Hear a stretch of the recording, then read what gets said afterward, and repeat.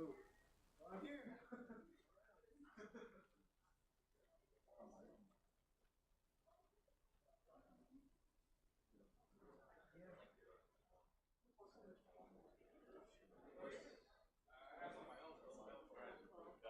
Either one.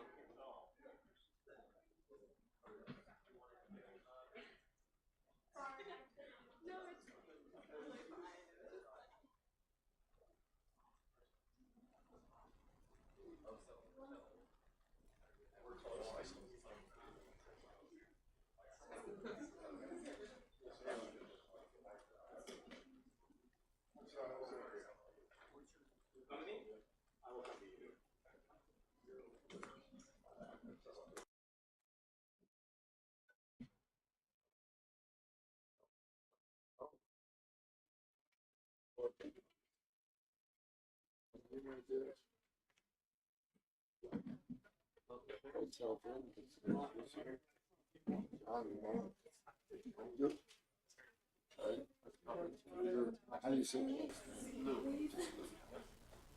that Chinese?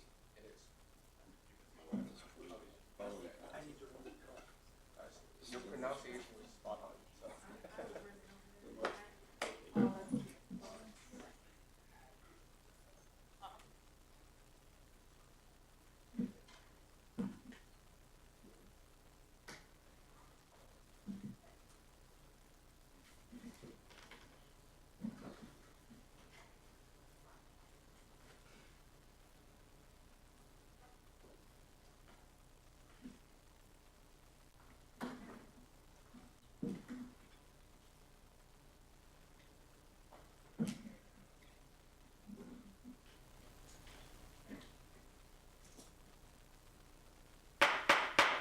All rise. The Honorable Chief Justice and Associate Justices of the Supreme Court of California, hear ye, hear ye, hear ye. The Honorable Supreme Court is now in session.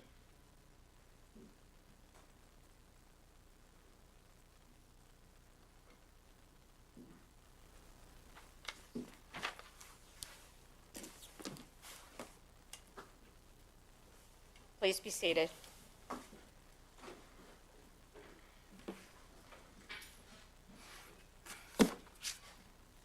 Good evening. My name is Michael Coyne. I'm very excited to be hosting this year's annual McGeorge Moot Court Competition for first-year law students. So the competitors you see in front of you, these four competitors have moved on from both preliminary rounds and semifinal rounds. So in addition to making it this far, from an initial field of over 40 competitors, they had to prepare written briefs outlining their oral arguments. All this is in addition to the requirements of their first year of law school. So what I'm trying to say is that it's no easy feat to get where they are now. Tonight we're going to be hearing arguments on the case of Jack Bryan versus Spotlight Entertainment Incorporated. Jack Bryan will be represented by John Mark Winger and Peter Liu, the appellant in this matter, and Spotlight Entertainment will be represented by Monique Magdaleno and Grace Telford.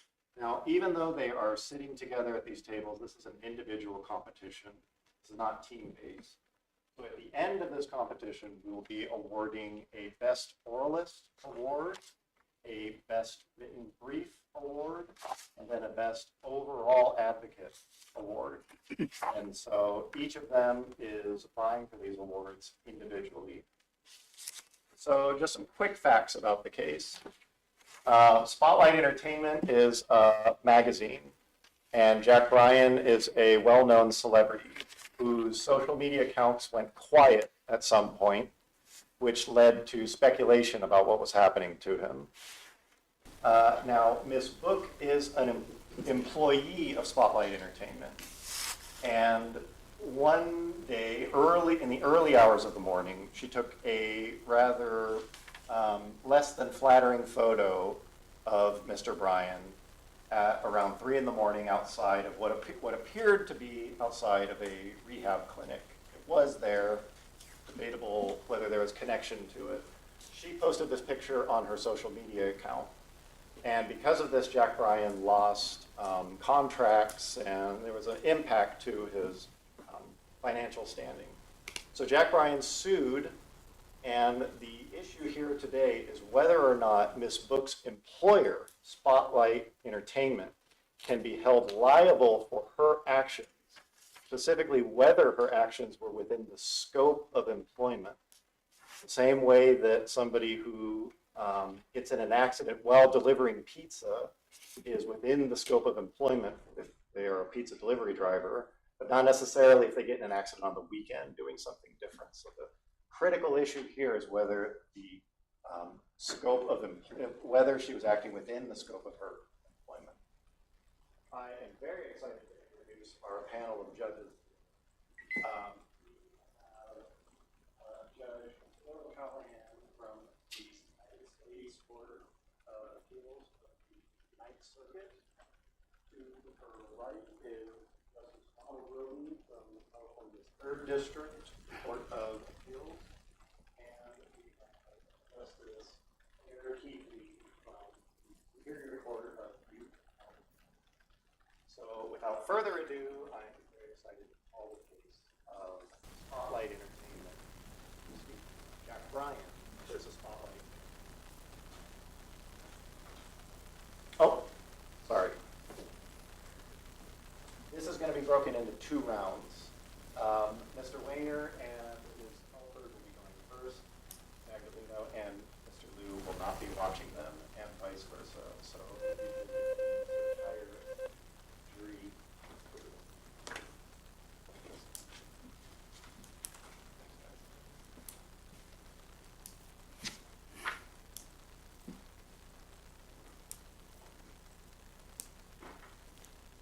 Good evening, ladies and gentlemen. Welcome to the Supreme Court of California.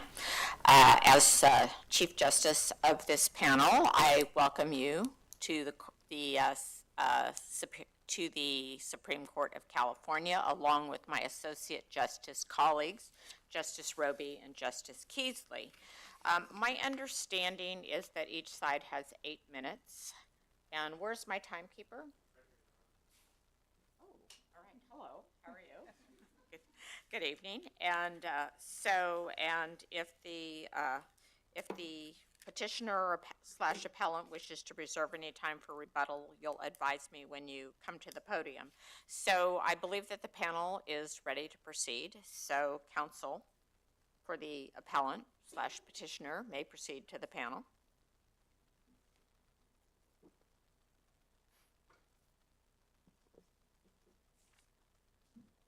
Please state your name and your appearance.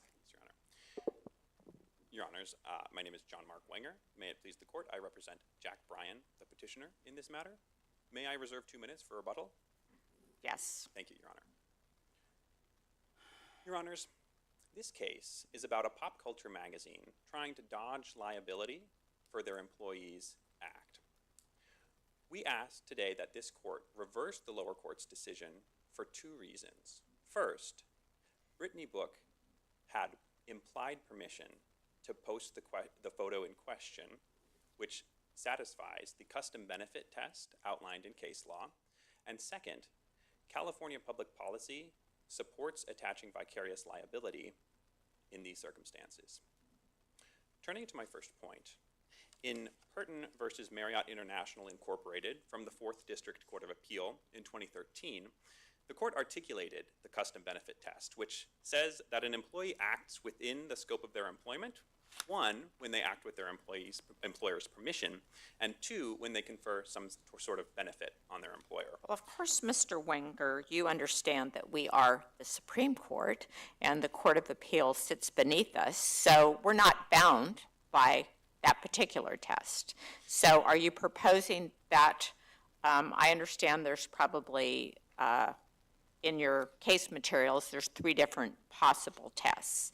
So why is it that you're selecting that test, and why would that be the best test for this court? Yes, Your Honor. Of course, this court is not bound by the lower court's decision. We are asking that you adopt the custom benefit test from Purton because not only does the custom benefit test support our client's position, but also it creates a workable solution for all California employers so that they may know when they would face liability for their employees' actions. Excuse me, counsel, because of your argument that the test would create a workable solution, but you're relying on implied permission, aren't those two statements inconsistent with each other? Yes, Your Honor, they are a little inconsistent. However, the other two tests that California courts might rely upon don't say anything about permission, and our position is that to avoid an overbroad or general precedent, that some sort of permission ought to be required from the employer. But you would be undisputed here that there is not explicit permission here. You would be asking us to extend the test in the case that you're stating. That doesn't say implicit, does it? If I understand Your Honor's question, no, Your Honor. I mean, Spotlight didn't say, Miss Book, you can, please go out and find Mr. Bryan. Go out and find him and find out where he is. They didn't give her any direction along those lines. No, Your Honor. Well, in fact, her job was with the publication was not to do this kind of thing. They were going to just go to grand openings of movies or something or other. She wasn't going after celebrities on their behalf, because isn't that right? Or I mean, in bad positions, in bad. That's correct, Your Honor. Ms. Book was not required to take this sort of candid photograph. However, according to page 2 and 4 of the record, we see that Ms. Book habitually took this sort of candid celebrity photograph prior to becoming a part of this publication. Yes, Your Honor. However, Spotlight knew that Ms. Book was habitually taking these kinds of photos, and Spotlight did not reprimand Ms. Book, nor did they ask her to take the photo down after she posted it online, which suggests that they impliedly permitted her action of posting the photograph. Well, so you're using subsequent actions to give implied permission in the first place? Yes, Your Honor. That's consistent to what the court in Purton did. Marriott, the employer in that case, impliedly permitted its employees to overconsume alcohol at employee parties because the court found that Marriott knew there was a history of this type of overconsumption of alcohol, that they didn't put a stop to it, and that's why Marriott was found to be vicariously liable for its employees' wrongful act. I have concerns that you are not importing any foreseeability, which is involved in the particular test that you're asking, because I think your test might be a little too broad. I have a hypothetical for you. Assume Mr. Bryan was walking out of an event and Miss Brooke needed a photo of him, but Mr. Bryan's back was towards her. So to get his attention, Mr. Bryan's attention, she threw a rock at him or threw something at him. Can Spotlight be held liable for assault and battery? No, Your Honor. On the facts of your hypothetical, under this test, Spotlight would not be held liable for their employees' act. Spotlight, Even if the picture, once it was taken, they would be responsible for? I mean, I think that's implicit because that's the facts here. If she threw a rock in order to get him to look at her and then took the picture, and then the picture was posted, but the picture caused her, it was vicariously made, resulted in vicarious liability, then What about throwing the rock? What about the assault and battery? Chief Justice, I see that my time has expired. May I briefly answer the question? So is that down to, it gives him 2 minutes still? Well, let's, just 30 seconds, bring it to a close, and then, unless you want to give up your rebuttal time. No, Your Honor, I'd like to retain. Okay.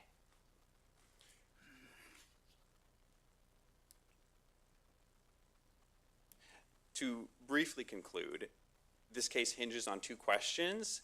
Did Ms. Book have Spotlight's permission, and did Spotlight benefit from her act? The circumstances described in this record support answering those questions affirmatively, but at least they suggest that there are triable issues of fact as to whether Ms. Book acted within the scope of her employment. Thank you, Your Honors. Thank you. Thank you.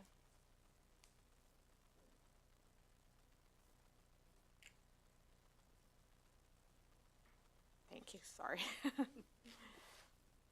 We're ready to hear from the respondent.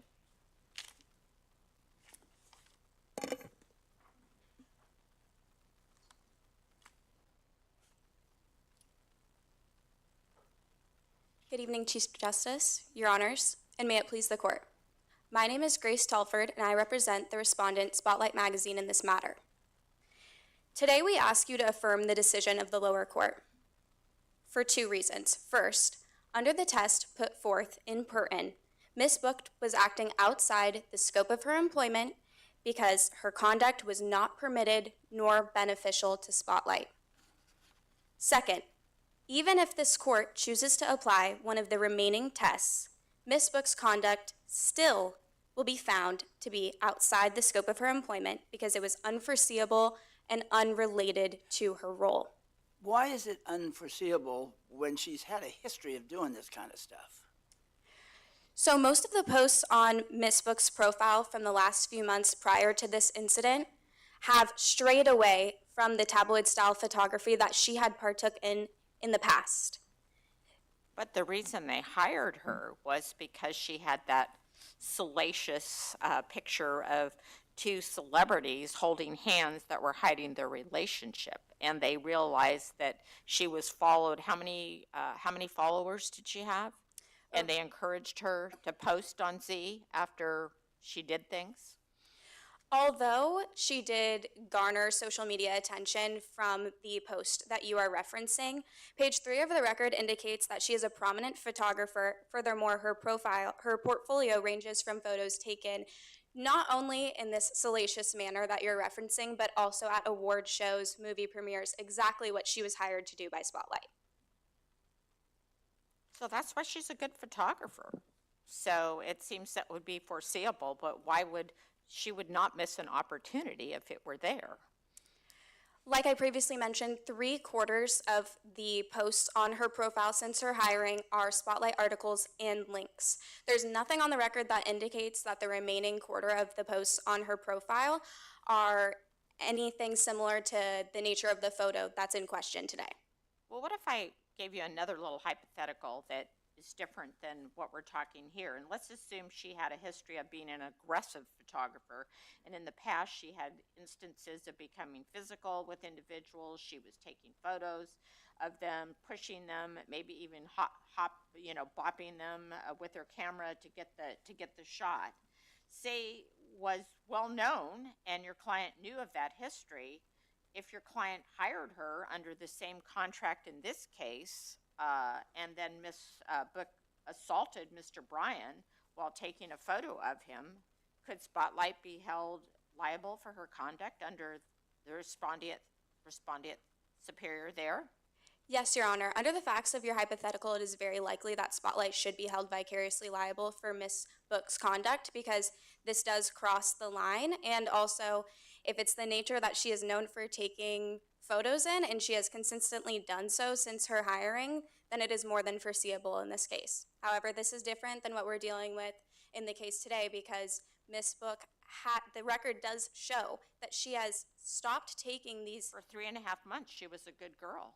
Yes, she was. And there's So nothing, we're bound by the record. You're saying it's not foreseeable that she would revert to her old habits. Well, there's just nothing on the record that indicates that she has partaken in these candid, salacious photographs since her hiring. Does it make any difference that in posting, the profile relates back to Spotlight? It has the photographer's name at Spotlight. It says celebrity photographer and reporter at Spotlight. Doesn't that imply to those who see the photograph and look into the profile that this was given with permission, this was done with permission by Spotlight? Shouldn't that permission from Spotlight that her profile can use Spotlight as a source of employment imply the responsibility to Spotlight for everything that's posted with that connection to their company? No, Your Honor, unfortunately, that is not the case here. This does take me to my second point, where we're looking at the public policy rationale set forth by this very court. Doesn't this fall squarely within the public policy considerations outlined by this court? Your client hired Ms. Book as a celebrity photographer, and she took a photo of a celebrity. Why should they be allowed to avoid liability? We agree with the sentiment of the lower court that holding Spotlight liable to prevent recurrence of wrongful conduct, which is one of those public policy rationale that was set forth by this court, would open the floodgates to frivolous lawsuits because it suggests that employers need to take action to prevent their employees from posting absolutely anything that could potentially be related to their employer's business. Well, if you say, though, that the employer didn't have to do anything to prevent her, what about the fact they didn't do anything to ask her to take it down once it got up there? That's the harm to the petitioner here was defamation, and the longer you leave it up, the more people can see it. So why shouldn't we say that in order to preserve their immunity, basically, from liability, that they should have asked her to take it down? Under the test in Pertin that we're arguing for today, this is an and test, so it's permission and benefit, and we argue that this should be explicit permission, not subsequent implied permission, as the petitioner may have indicated. So it's our position that she needed to have this express permission before the posting. Well, almost any requirement for express permission in this anywhere in any kind of legal situation, always there's a possibility of an implied, because you can do something to imply. I mean, I don't think that's a very strong point. Sure, and going to that same point, there's also nothing on the record that indicates what Spotlight might have done in response to this. There's nothing on the record about what occurred after the post in terms of Spotlight's response, what they told her to do or not to do. And since we are doing a de novo review of this grant for summary judgment, we are bound by the facts of the record. Well, we're not stuck with the Pertin test either. Can you succeed in any of the other tests, like the Halliburton or I think the Musgrove? Yes, Your Honor. My second point is that even if the court does adopt one of these other tests, Ms. Book was still acting outside the scope of her employment, not justifying vicarious liabilities. Under the foreseeability test applied in Halliburton, Spotlight cannot be held vicariously liable because her actions were unforeseeable and unrelated to her role. Foreseeability as applied in this test turns on whether an employee's conduct is so unusual or startling that it would seem unfair to hold their employer liable. Well, doesn't the record show, though, that Spotlight encouraged her to continue to post pictures outside of her new duties to report on celebrity events? She did repost articles and links to Spotlight's website. I'm not sure if that's what you are referencing in this case, but the record does not indicate what the nature of the remaining quarter of the posts. Wasn't it Spotlight's responsibility to be more specific, and that by not being more specific, by not saying don't take salacious photos and don't put defaming comments as captions on them, they were giving express permission to be connected to anything that she posted, whether it's at 3 a.m. outside a rehabilitation center or something else that's equally salacious? Chief Justice, I am out of time. Am I able to briefly Just answer? 30 seconds to wrap up. Thank you. Yes, I do see your point. However, that is not a case of express permission. Her job description is a celebrity photographer, specifically at award shows and movie premieres. This instance of her photographing Mr. Bryan in a parking lot at 3 a.m. does not at all fall within her job description, making it unforeseeable here. Thank you. Thank you. Thank you. Mr. Wenger, rebuttal.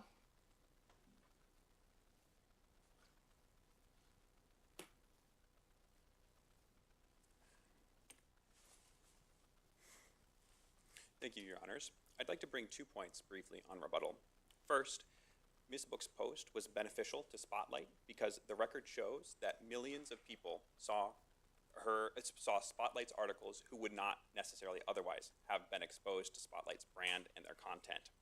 Second, California policy supports attaching vicarious liability here because Spotlight benefited from Book's wrongful act. Turning to my first point, the record shows at page 2 and 4 that 3/4 of Ms. Book's page is Spotlight links. There are no facts indicating that Spotlight did not benefit from her post.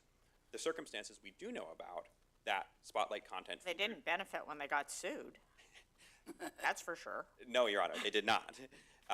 We know that 3/4 of the posts on her page were Spotlight links, and we know that the photo she posted brought in millions of eyes on her Z page. This at least supports a reasonable inference of benefit, and even if this court is not inclined to accept that inference, at the very least it indicates a triable question of fact.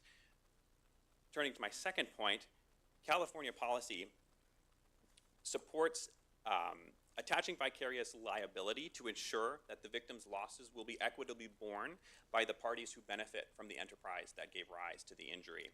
Here, Spotlight and Book had a shared enterprise in the success of her Z account.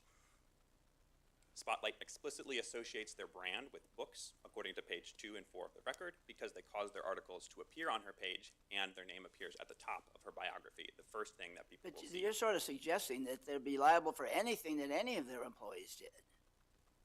No, Your Honor. I think this is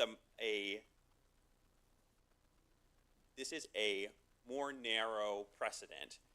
I see that my time has expired. May I briefly answer? 30 seconds. Thank you, Your Honor.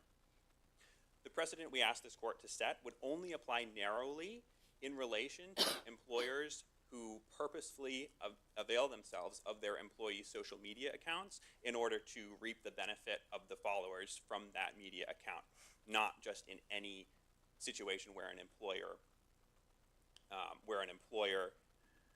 is present in any capacity on a social media account. Thank you, Your Honors. Thank you. All right. Thank you both for your excellent argument in this matter. This case will now stand submitted, and you are excused, and we will hear the next panel.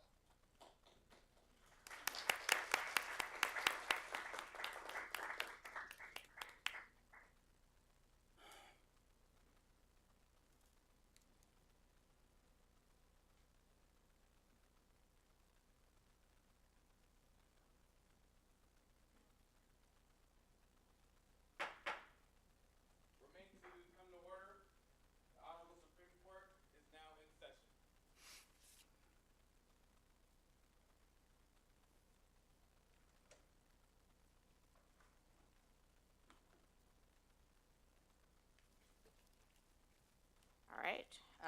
Welcome to the Supreme Court. We're ready in this matter to hear argument. We will hear from the petitioner. My understanding is each side has 8 minutes. And if appellant wishes to reserve any time, if you indicate that at the podium after you've stated your appearance, we will notify you of that time. We're ready. Madam Chief Justice, Your Honors, may I approach the podium? Yes. In fact, you must approach the podium. Or we can hear you.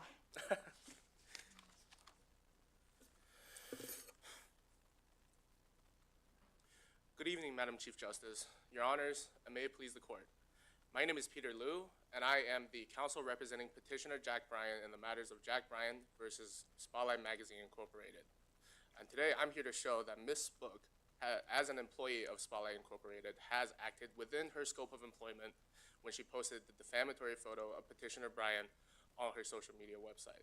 Before I continue any further, Madam Chief Justice, may I please reserve 1 minute of my time for rebuttal purposes? Yes. Thank you, Madam Chief Justice. Your Honors, this case before us is about compensating a young, successful internet star who has been defamed by a media corporation and ruined his whole career. We kindly ask that this present court to reverse and remand the decision reached by the California Court of Appeals, 7th District, and deny Spotlight's motion for summary judgment for the following 2 reasons. Number 1, that Ms. Book has acted within her scope of employment by providing a conceivable benefit as a result of her conduct to Spotlight in the form of generated internet traffic. Number two, that Ms. Book's conduct is a customary incident of rising. Anytime you ended up with more internet activity than the company's liable, that's awfully broad. Well, no, Your Honor. That actually brings me to my first point, which is that what the court should have done is to look at the benefit and custom test listed out under Musgrove versus Silver, a 2022 decision by the California Court of Appeal, 5th District. Well, you understand, we're the Supreme Court, so we're not bound by the Court of Appeal, but we certainly can look at the tests. So please tell us the test that you're proposing and why, and if that, or do you satisfy all of the tests? Well, certainly, Madam Chief Justice. We're asking that this present court take a focus in the custom and benefit focus test because we think that in order to figure out what is the best public policy enumerated by this very court, also listed in Musgrove as well.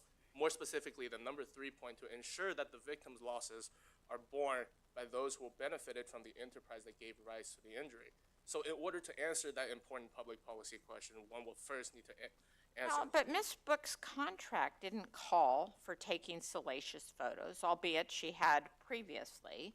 And so for the 3.5 months that she had been there, everything was just pretty routine stuff. So I'm thinking your test just might be a little too broad, because how could an employer know that someone was going to do that? You're just going to sweep everything in, you work for me, and anything you do, I'm responsible for?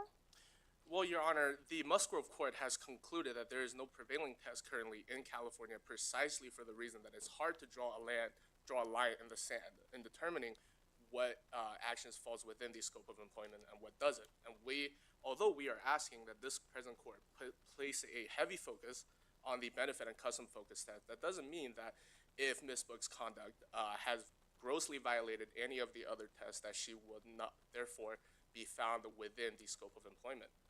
But going over to the Counsel, do you think that the law is better served by having these different tests that meet different circumstances instead of asking this court to conclude with one test that would likely leave litigants and people without a remedy? Well, yes, Your Honor. We think that the law is better served to preserve that degree of flexibility in order to more able to look at a case on a case-to-case basis to better serve the just result. However, this doesn't stop this present court from placing a focus on certain tests over the others. And in Let this me case, give you a hypothetical and push back on you. What if, assume Mr. Bryan was walking out of an event and Miss Book needed a photo of his face, but Mr. Bryan's back was toward her. So to get Mr. Bryan to turn around, she threw something at him. Can Spotlight be held liable for the assault and battery? well, Your Honor, we think that assault and battery would be a good indicator to my second point, which is that Ms. Book has not acted within a customary incident of the test. And the test required, in this particular case, in your particular hypo, the fact that we are requiring Spotlight Incorporated to foresee that Ms. Book would commit assault and battery in order to Well, but she's got to get the photo, and the guy's not looking at her. So how do you get him to turn around? Well, Your Honor, I Throw think... a little piece of paper. Well, Your Honor, He turned around and I got the shot. There's different degrees of assault and battery, certainly. It could be a piece of paper, it could be a rock. But if Ms. Book has conduced a illegal conduct in this case, So if she threw a rock or a knife, that Spotlight wouldn't be responsible for that? Yes, Your Honor. We think in that case, then it would fail under the foreseeability focus test because it's very unusual and startling for Spotlight to consider that Ms. Book would throw a rock or a knife to Well, what evidence do you have that Spotlight wanted her to go get that picture? They didn't say, go take a picture of Mr. Bryan outside of the rehab center. Don't go look for Mr. Bryan. They didn't give her any directions about that. Well, Your Honor, let me direct your attention to page 3 of the record, of which it states that before Spotlight has hired Ms. Book as a full-time celebrity photographer, she has garnered her fame on social media platforms by posting tabloid celebrity photographs.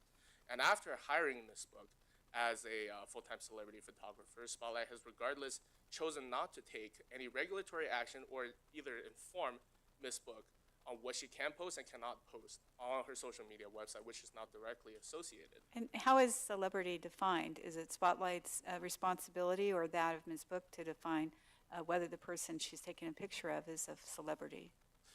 Well, Your Honor, celebrity can be defined in many ways, but in this present case, according to record page 1 of the book, Mr. Bryant is in fact an internet celebrity who got famous with his. He broke his skateboard or something or other. Well, yes, Your Honor.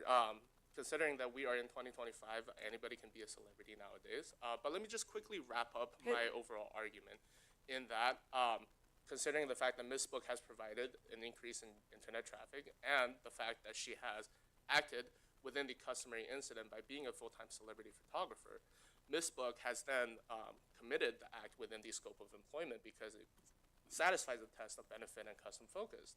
Isn't the custom test, though, compromised by any lack of prior incidents such as this with Spotlight? There are no prior circumstances where this has occurred, and so doesn't that compromise the test being applied to this particular case? Well, Madam Chief Justice, I see that my time is up. May I briefly get a moment? to 30 answer the seconds. question? Thank you, Madam Chief Justice. Just because, Your Honor, that there is no prior incidents of this particular incidents happening doesn't mean that this court should exclude Ms. Book's conduct in this present case to be outside the scope of employment, especially considering from a public policy perspective, since Spotlight Industries Incorporated is the benefactor of this particular case. It's only natural under the public policy doctrines enumerated by this very court to hold Spotlight Incorporated accountable. Thank you, Your Honors. Thank you. All right, we're ready to hear from the respondent. Good evening. Good evening, Madam Chief Justice, Your Honors, and may it please the Court. I am Monique Magdaleno, Counsel for Respondent, Spotlight Magazine Incorporated. Your Honors, this is a case about ensuring the equitable distribution of loss and responsibility in a digital age. If an employee's unilateral decision to post to her personal social media can be imputed to her employer, this sets a dangerous precedent that unfairly exposes businesses to liability beyond their control. Okay, I'm going to push right back on you. This case falls squarely within the public policies considerations outlined by this court. Your client hired Ms. Book as a quote-unquote celebrity photographer, and she took a picture of a celebrity. Why should they be allowed to avoid liability? Your Honor, may I answer your question in 2 parts? Of course. First, Your Honor, page 3 of the record clarifies that while Ms. Book had a prior reputation to take candid and salacious tabloids, that practice was explicitly divorced from her role at Spotlight as a full-time celebrity photographer, which required her to take photos at only movie premieres and award shows. Further, page 2 of the record states Ms. Book had a history of being a photographer with a wide portfolio, and while Spotlight may have had an interest in her social media following, Spotlight hired Ms. Book because she was an experienced photographer. And second, And they knew that she had gotten that great photo of the couple that was the celebrity couple trying to hide their relationship. They knew that, and they knew how many hits she had on her website too, right? That they came to her when they saw how she blew up. Your Honor, Spotlight may have been aware of this, but as the Second District Court of Appeal held in Musgrove v. Silver in 2022, when we examine when an employee's duties are foreseeable, we must look at the way their duties are foreseeable from the duties that they were hired But to shouldn't perform. they have told her, you can't do this kind of stuff anymore. We're not hiring you to do this. They said affirmatively you're supposed to take pictures of weddings or whatever they are, or groundbreakings or whatever. But they should have said, we don't want any more of that stuff because we could be liable. I mean, see, they should know the law. Your Honor, that brings me to my second point in answering Madam Chief Justice's question. The court in Musgrove confronted the same argument. In Musgrove, the court rejected plaintiff's claim that the employee's conduct became foreseeable simply because the employer failed to tell the employee what to do. And further, the Doesn't court... that depend entirely on what the past relationship was? In other words, you don't have to tell somebody who never took these kind of pictures, don't do it. It's only because they knew she had done it before. So that, I don't think there's any conflict between that case and what we're talking about today. I mean, they knew she had a propensity to do this, and it was very successful. That's how she got this job. But now she has to tone down. So it seems to me they had sort of a little difficult situation here. They had somebody who was a sort of a bomb ready to go off. They should have done something about it.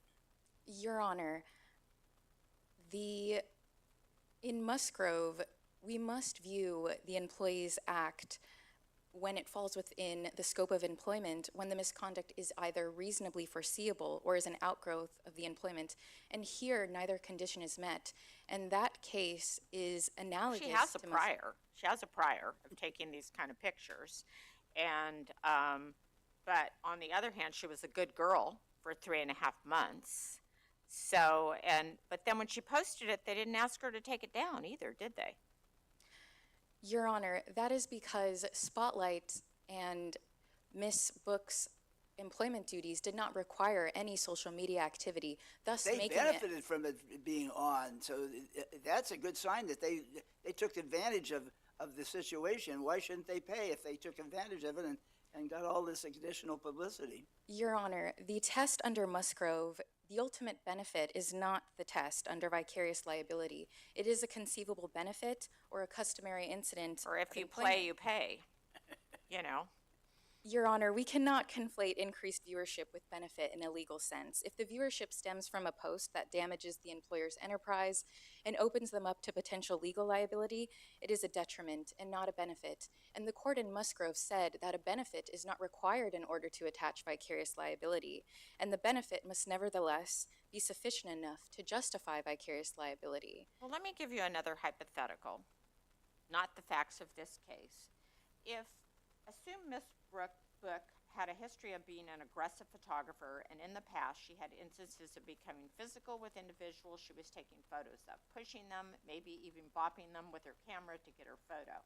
Say was well known and your client knew of this history. If your client hired her under the same contract in this case and Miss Book assaulted Mr. Bryan while taking a photo of him out on the street, could Spotlight be held liable for her conduct under the respondent superior theory? Your Honor, the answer to your hypothetical, if Spotlight had assigned Miss Book to attend the event as she was expected to under her employment duties, then unfortunately the modern justification of respondeat superior would suggest that Spotlight would be vicariously held liable. However, here that is not the case. As page 2 of the record states, the photo of petitioner was posted at 3:07 a.m. Miss Book was not performing her ordinary duties for Spotlight, nor was she at a place of business or at an assigned work site. Well, isn't it the case, though, that those factors are were not detailed by Spotlight, and that Ms. Book using the Spotlight address in her biography implies the connection and the support for the 3 a.m. activity that she took place in? No, Your Honor, because Miss Book's account is not a representation of Spotlight. As page 2 of the record states, although her biography had celebrity photographer and reporter for Spotlight, the important message that Spotlight wanted articles favorable to them be posted on there. So they were tying themselves to her webpage. Your Honor, to revert, the important message that is being sent to viewers is that Miss Book's name bears the approval of those Spotlight articles and links under her alias at Brittany Book. It is not the case here, vice versa, that Spotlight is reposting Miss Book's Z account articles to their employer app or website. Isn't it the case that the record doesn't say whether Spotlight approves the posting before it's posted or after it's posted, and the absence of that information falls on Spotlight? No, Your Honor, because under respondeat superior, we must view whether an employee's act is foreseeable under the proper prism of the employer's enterprise and their employment duties. Therefore, the fact that Spotlight did not instruct Ms. Book what she was not allowed to do does not automatically render her post foreseeable. And Your Honor, I see I'm out of time. May I briefly conclude? 30 seconds. In conclusion, to hold Ms. Book's post as falling within the scope of her employment, this would stretch the doctrine of respondeat superior beyond its rational limits. And for these reasons, because Ms. Book acted independently and her post could not have been reasonably foreseen by Spotlight, we respectfully request this court to affirm the judgment of the California Court of Appeals. Thank you. Thank you. Thank you. Rebuttal? Yes.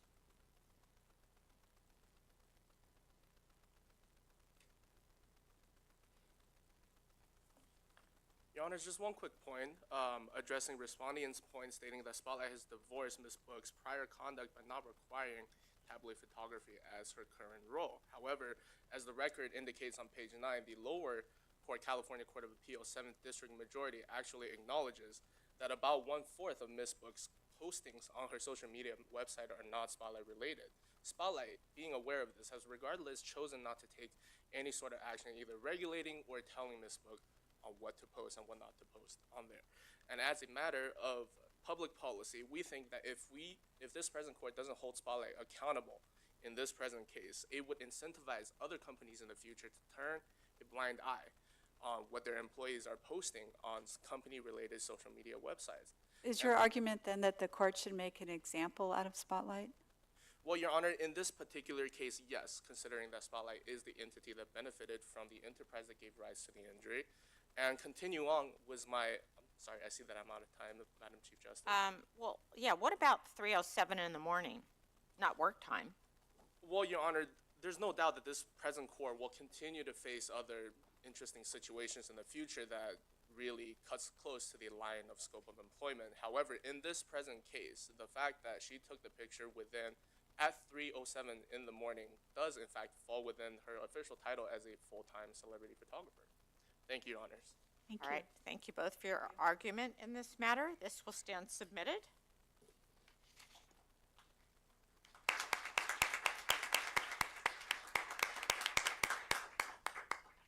All right, I believe this court will be in recess for deliberations, and then we will come out and discuss argument and also the winner.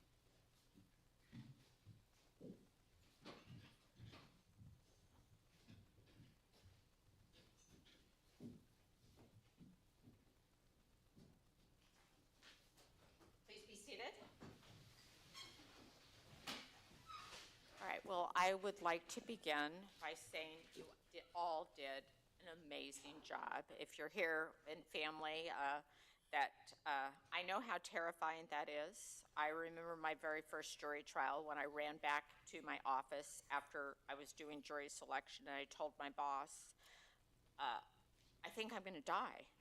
And he said, well, no, you're going to be okay. And I said, but I thought once I got warmed up, I would feel better. I feel like I'm going to die. And I thought you were all good on your feet. You were conversational.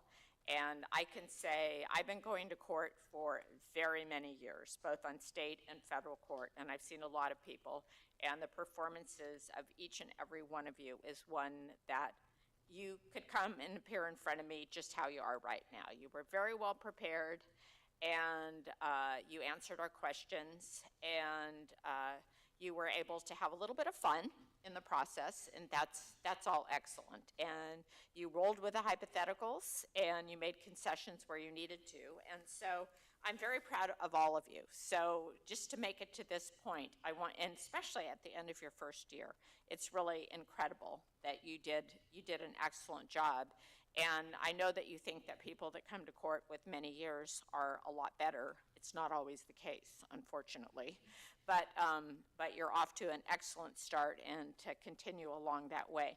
We're going to start with a few comments about each of you, just in terms of what we thought you did really well, or maybe a comment on something where you might want to consider differently. But we talked about this a little bit, and one of the things that I think is important to realize the three of us don't always see things exactly the same. Generally, when we decide cases with the facts and the law, most often we come to the same conclusion.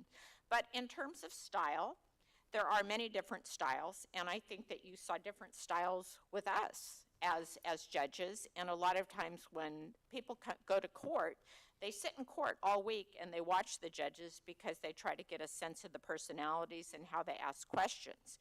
So just because one of us might say, do this a little more, and the other one said, no, I really loved it the way that you did it. These are all, the comments are meant to be helpful, but you only have to, I'm going to say we've all been going to court for quite a long time, so it's probably, there's something to it. But we have different impressions, and we have different styles. And so eventually anyway, and it was clear to me that you all were different in different ways, and I call it, you all have your je ne sais quoi. What is it that makes you different? And sometimes you can incorporate things that makes your style more effective, or we can point specific things out that maybe resonated with us when you said certain things, like, for example, references to the record, or I really liked it when I asked you this question and you just drove home that particular point.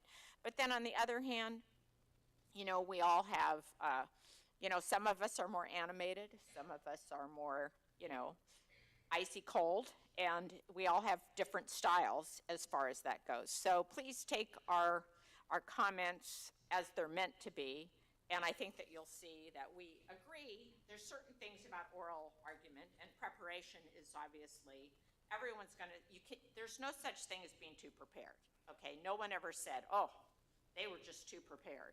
So there's no such thing as being too prepared, and you were all very well prepared. But take our comments in terms of that we have, as you can see, we have different styles, and we know that the lawyers sometimes think that we're better.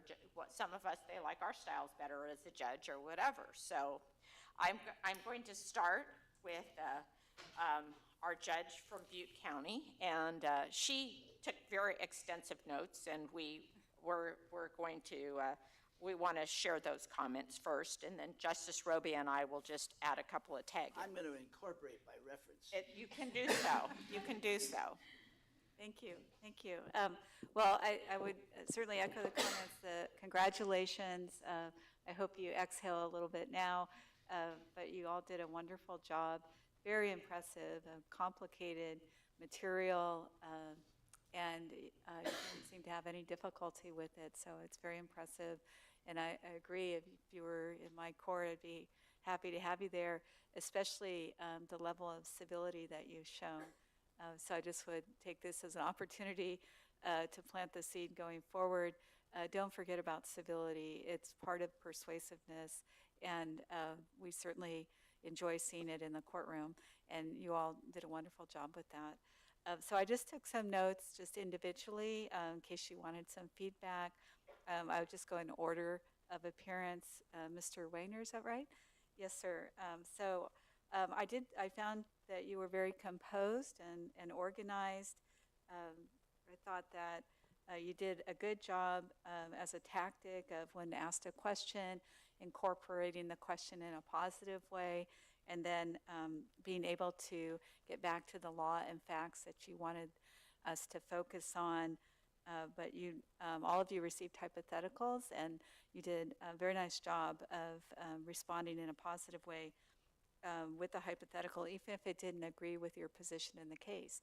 And so that was well done. Just by, if one point I would point out, it's not a criticism, but just your opening remark about how Spotlight was trying to dodge liability, I would just offer the observation about when you refer to the opposing counsel or party, that it can be a good tactic to be cautious about the words that you use toward them, because it might be distracting. You know, I wrote it down, and so it might be distracting, and your position in the case is known to us, and so that would be the only observation I'd have to say as far as something to look at. But I thought you did an excellent job of being composed and organized and responding to the hypotheticals. And then turning to Ms. Telford, also very composed and good composure, organized, you know, very, you were assertive in a positive way. I thought there's different kinds of ways to be assertive, and yours was very persuasive. Also, you were very able in getting back to your arguments, despite if you were faced with a hypothetical that seemed to go contrary to your position.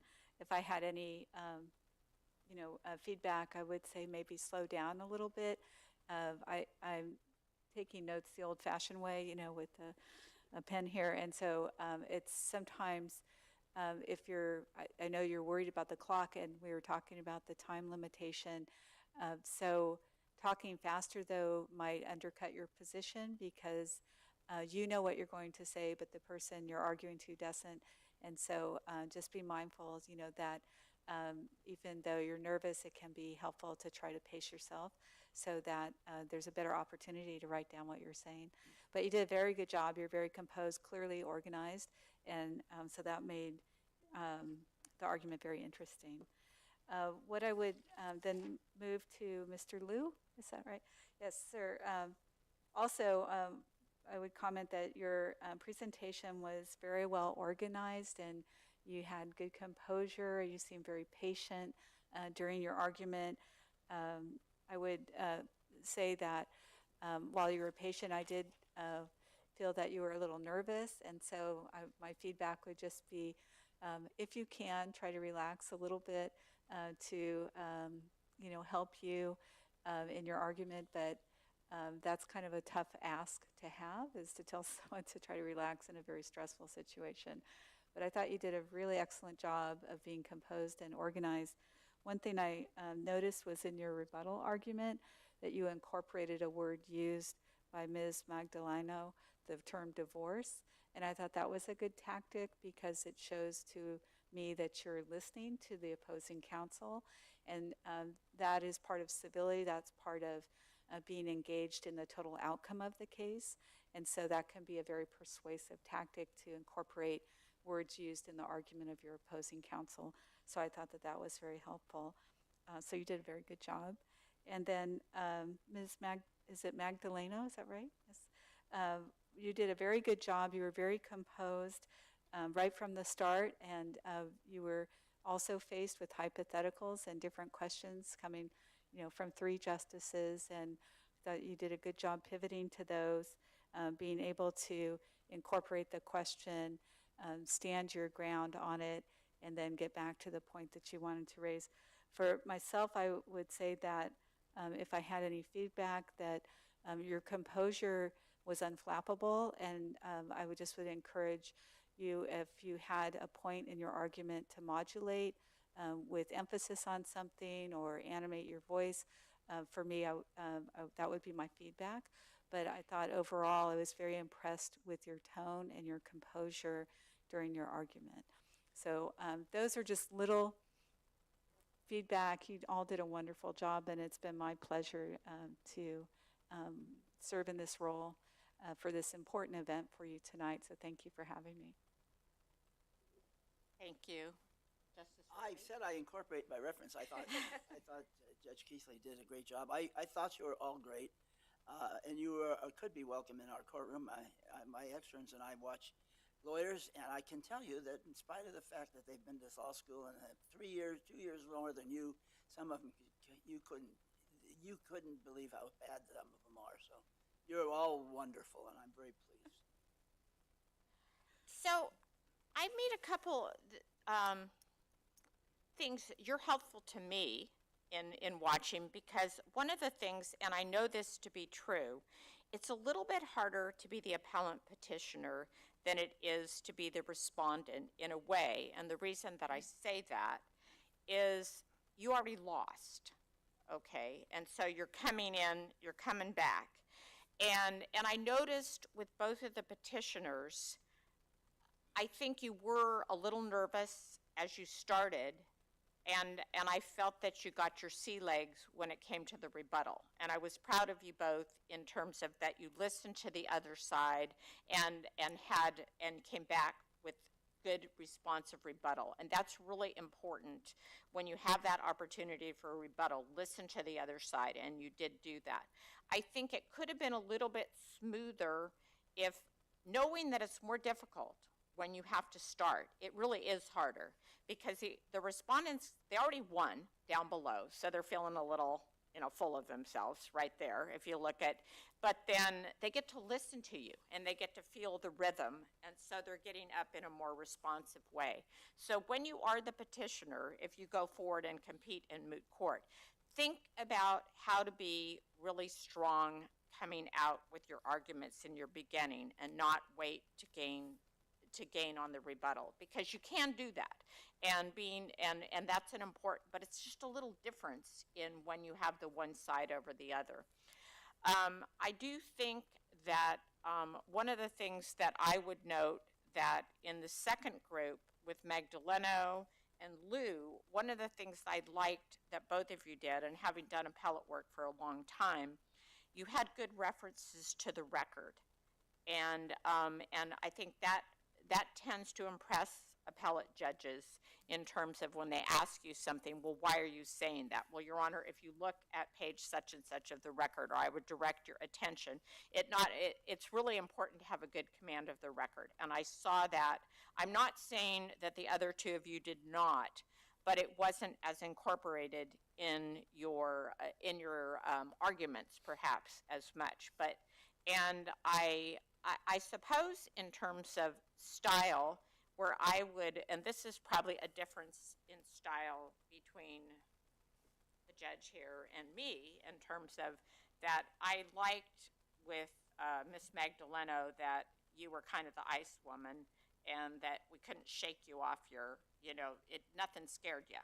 And you have to be that way. And one of the things that sort of made me cheer when you said it, and you were the only person that pointed out that it was 3:07 in the morning when this happened and all of that. And I'm thinking, I'm a former prosecutor, and I was thinking like, Pladow, that one is just like a walk-off. And so I think, I really think that you all had excellent styles. And I think that and I do this all the time. We go back in, and every time after, when I'm sitting in panels and the judges talk about, I really like this person's style, or I really like, and there are certain things that resonate with all of us, and that's preparedness.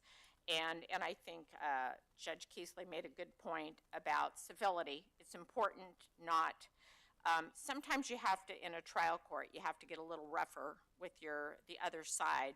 But generally speaking, you don't want to, you don't need to overstate. You can understate with the facts, and you can just come in and, close that. You can cross-examine someone, and you can put them in a corner right there. So I think all of you, I think you were all masterful. I liked all of you. I enjoyed listening to all of you, and that's really important because, sometimes I go to court, and when people are talking, I feel like I want to poke out both eyes with a dull pencil. It's so boring.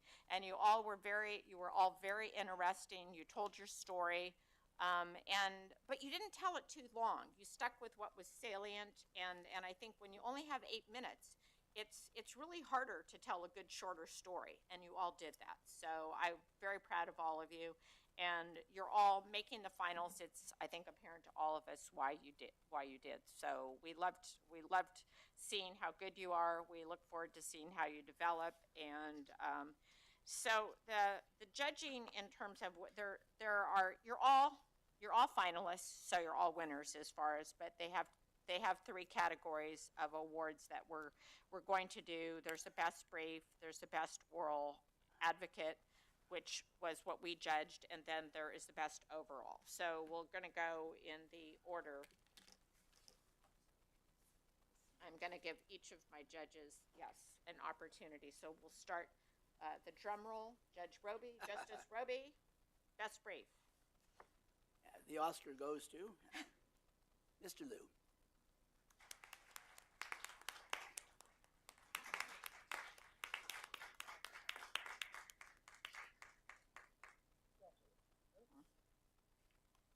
All right, and Who's going to shake your hand? oh, I wasn't looking. I get points for rudeness here. Thank you. Congratulations. Thank you. All right, and best oral advocate goes to Monique Magdaleno.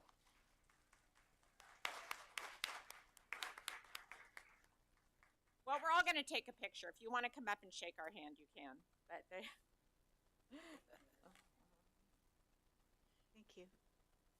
all right, and then the overall best advocate is a combination of our votes, but it's also a combination of the best brief, and it's a combination of the other judges that they also separately judged the oral argument. So, Judge? Oh, the best overall advocate is Ms. Telford.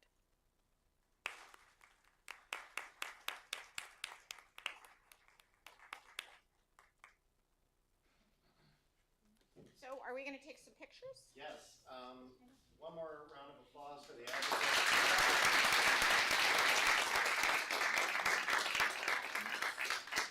And thank you, everybody, for coming. It really means a lot to the competitors and also us. So thank you all. I kept your award. I haven't gotten any awards lately, so I'm just here. Okay, if you guys, where do you want to do this? Right here in front. And then we have certificates for all the finalists as well. So each of them individually, maybe a Okay. picture of all of them. Okay. Yeah.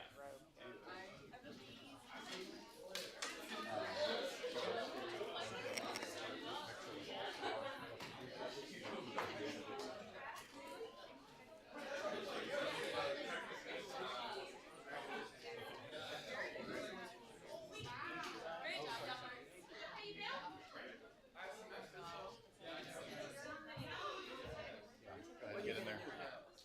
They're going to take a picture of all 3 of you, and then individually. Very good to see you. Very good to see you again.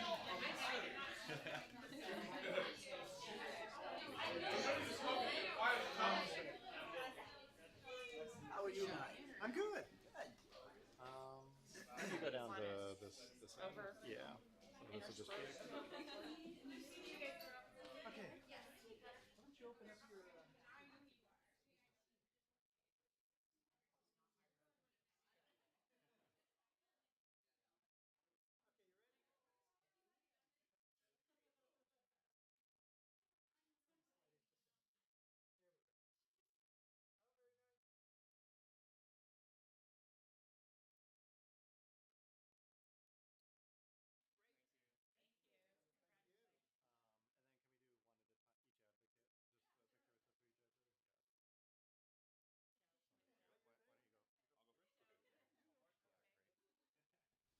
if I may. You want to take the sign down? Just a little bit. Here we go.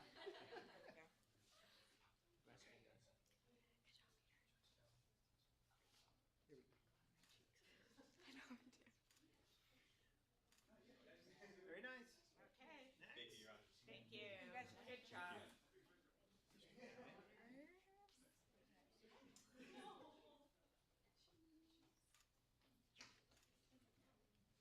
Ladies first.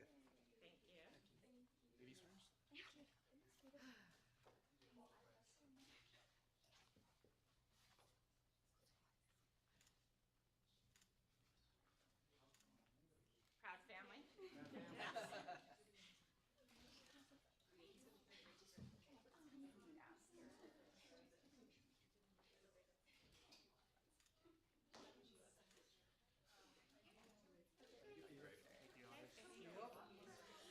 Thank you guys so much. Can I get a picture of the three? Since you're here. You want it to be in the middle? Put the guy in the middle there? Put the guy in the middle. Yeah. Oh, very nice. Okay, you'll be from waist up. So then... Oh, yeah. Okay. How are we doing? Thank you so much. Thank you. Good to see you all.